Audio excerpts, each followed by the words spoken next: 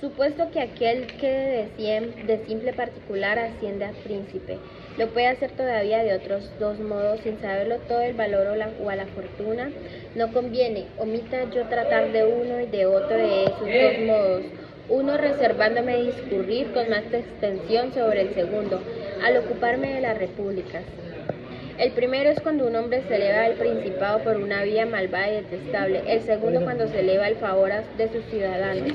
En cuanto al primer modo, la historia presenta dos ejemplos notables, uno antiguo y otro moderno. Me ceñiré a citarlos sin profundizar demasiado la cuestión, porque estoy de parecer que enseñan bastante por sí solos si cualquiera estuviese en caso de imitarlos. En el primer ejemplo es del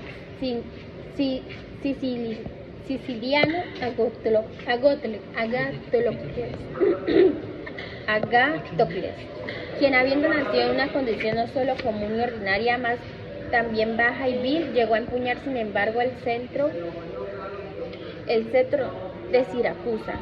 Hijo de un alfarero, había llevado en todas las circunstancias una conducta reprensible, pero sus perversas acciones iban acompañadas de tanto vigor de cuerpo y de tanta fortaleza de ánimo que, habiéndose dedicado a la profesión de armas, ascendió por el diversos grados de la misilia hasta el pretor de Siracusa. Luego que se vio elevado a este puesto, resolvió hacerse príncipe y retener con violencia, sin debérselo a nadie, la dignidad que le había concedido el libre consentimiento de sus ciudadanos, después de haberse entendido sobre el asunto con el general cartaginés Amílcar. Ya, pensé que se había pausado. Perdón por la grosería. Cartaginés Amílcar, que estaba en Cilicia con su ejército junto una mañana al Senado y al pueblo de Siracusa, como si tuviera que deliberar con ellos sobre cosas importantes para la República, y dando en aquella asamblea a los soldados la señal convenida, les mandó matar a todos los senadores y a los ciudadanos más ricos que allí hallaban. Librado de ambos estorbos de su ambición, ocupó y conservó el principado de Siracusa sin que encendiera contra él ninguna guerra civil, aunque después fue 2 veces derrotado y aún sitiado por los cartagineses. No solamente pudo defender su ciudad, sino que además dejó una parte de sus tropas custodiándola y marchó a actuar a África con otra.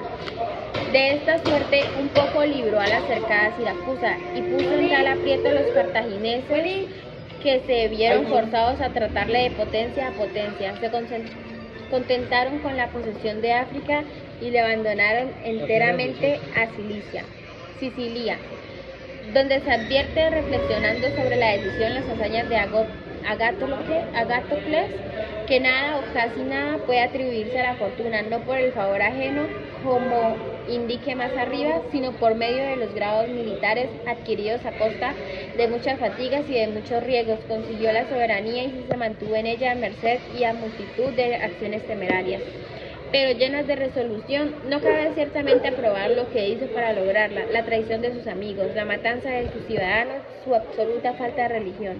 Son en verdad recursos con los que se llega a adquirir el dominio, mas nunca la gloria.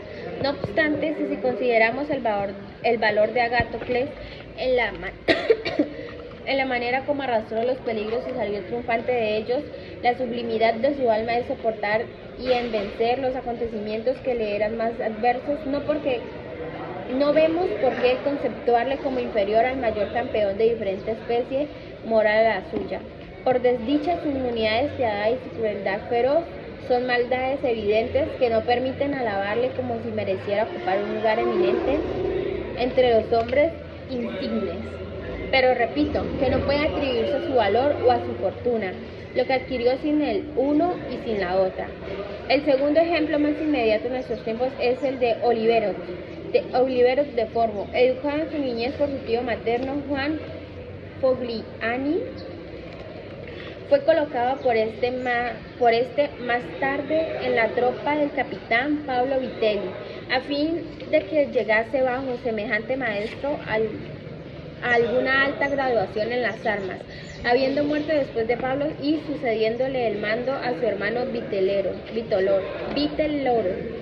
A sus órdenes peleó Olivero, y como amén de robusto y valiente, era inteligentísimo. Llegó a ser en breve plazo el primer hombre de su ejército.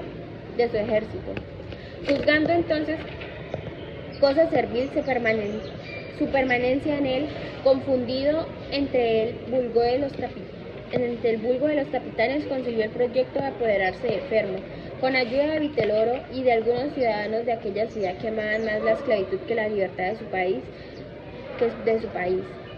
Para mejor llevar a cabo su plan, escribió ante todo a su tío Fogliani. En la carta le decía ser muy natural, al cabo de tal prolongada ausencia, que quisiera abrazarle, ver de nuevo su patria, volver a Fermo y reconocer de algún modo su patrimonio. Le añadía que en efecto regresaba, pero que no habiéndose fatigado durante tan larga separación, más que para adquirir algún honor, y deseando a sus compatriotas que no había perdido el tiempo en tal respecto. Creía deber presentarse con cierto atuendo, acompañado de amigos suyos, de varios servidores y de 100 soldados a caballo. Por ende, le rogaba que hiciera de modo que los ciudadanos de Fermo le acogiesen con distinción, atendiendo a que semejante recibimiento no solo le honraría a él mismo, sino que redundaría también en gloria de su tío, su segundo padre y su primer preceptor. Juan no dejó de hacer los favores que solicitaba y a los que parecía ser el acreedor de su sobrino. Procuró que los ciudadanos de Fermo recibieran con gran honra y alojo en su palacio. Oliveros, luego de haberlo dispuesto toda la maldad que había premeditado, dio en el palacio un espléndido banquete, al que invitó a Juan Fogliani y a las personas de más viso de la población. Al final del convite, y cuando conforme al uso de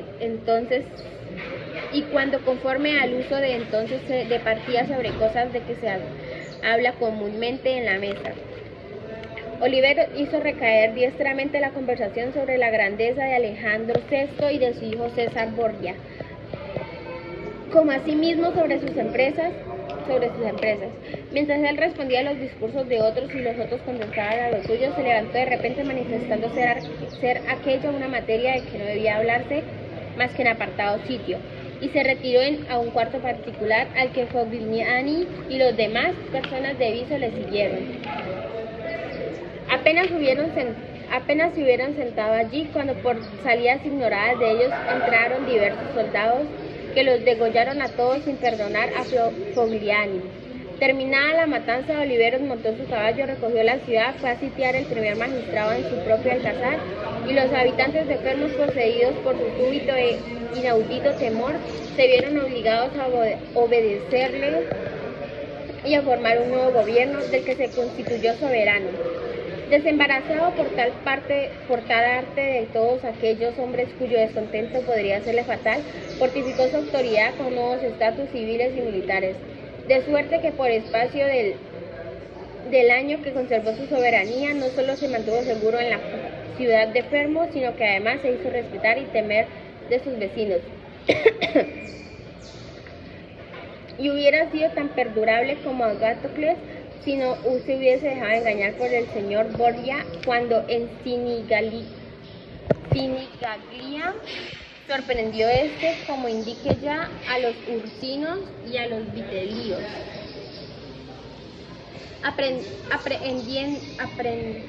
Aprehendido con estos, el propio Oliveros, en aquella ocasión, un año después de su parricidio, le ahorcaron en compañía de Viterolo, que había sido su mentor de audacia y de maldad.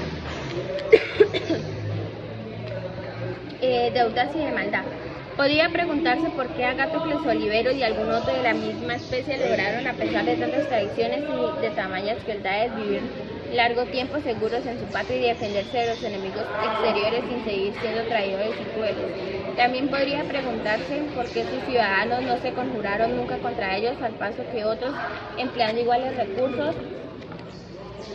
no consiguieron jamás conservarse en su estatus, ni en tiempo de paz, ni en tiempo de guerra. Creo que esa dinama del uso bueno o malo que se hace de la traición de la crueldad permite llamar buen uso de los actos de rigor, en el que se ejerce la búsqueda de una vez y únicamente por la necesidad de proveer a la seguridad propia sin continuarlos luego, y tratando a la vez de encaminarlos cuanto es posible mayor utilidad de los gobernados. Los actos de severidad mal usados son aquellos que pocos al principio van aumentándose y se multiplican día a día en vez de disminuirse y de atenerse a su primitiva finalidad. Los que se atienen al primer método pueden ser con los auxilios divinos humanos remediar como Agástocles y su situación, en tanto que los demás no es posible que se mantengan. Es menester pues que el que adquiera un estado ponga atención en los actos de rigor que le es preciso ejecutar, a no verse obligado a volver a ellos todos los días y poder no renovándolos, tranquilizar a sus gobernadores, a los que ganará después fácilmente haciéndoles el bien.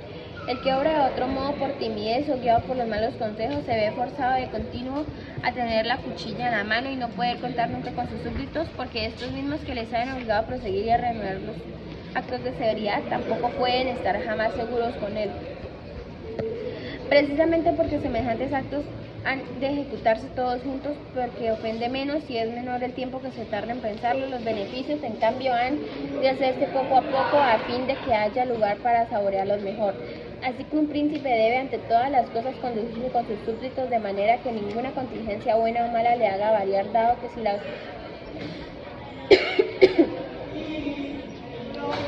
si las sobrevinieran tiempos difíciles y penosos, no le quedaría nada de ocasión para remediar el mal y el bien que hace. Entonces no se convierte en un provecho suyo, pues lo miran como forzoso y no se lo agradecen.